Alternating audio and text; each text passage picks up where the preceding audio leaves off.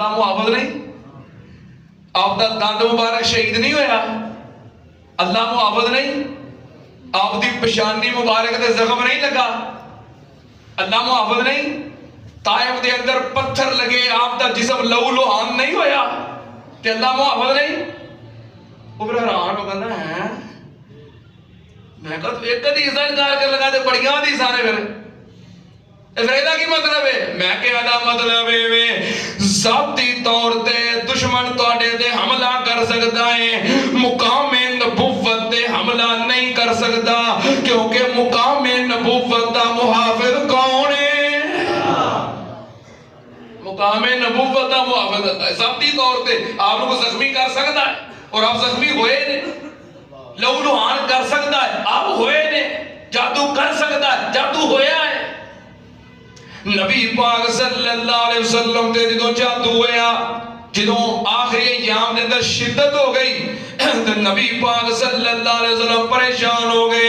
آپ پھر ایک دن دعا کر دے رہے بڑی لمبی دعا کی تھی بڑی لمبی دعا کی تھی یا اللہ ایک ہی معاملہ بن رہا ہے میری رہنمائی کر دے مینوں شفا عطا کر دے دعا کر کے نبی پاک صلی اللہ علیہ وسلم سو گئے آپ دے کول دو فرشتے آئے حضرت جبریل تے حضرت میکائیل دونوں فرشتے آئے ایک آپ دے سرانے والے پاسے پہ گیا تے دوسرا پیرا والے پاسے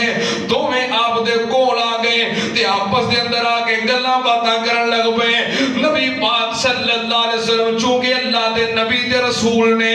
آپ دا خاصہ ہے آپ جدوں ستے ہون اکھاں ستیاں ہوندیاں نے پر دل جاگدا ہوندا ہے اب سن رہے سن وہ گفتگو کر رہے سن ایک فرشتہ کہنے لگا ہے کون نے دوسرا کہنے لگا ہے اللہ دے نبی اور رسول نے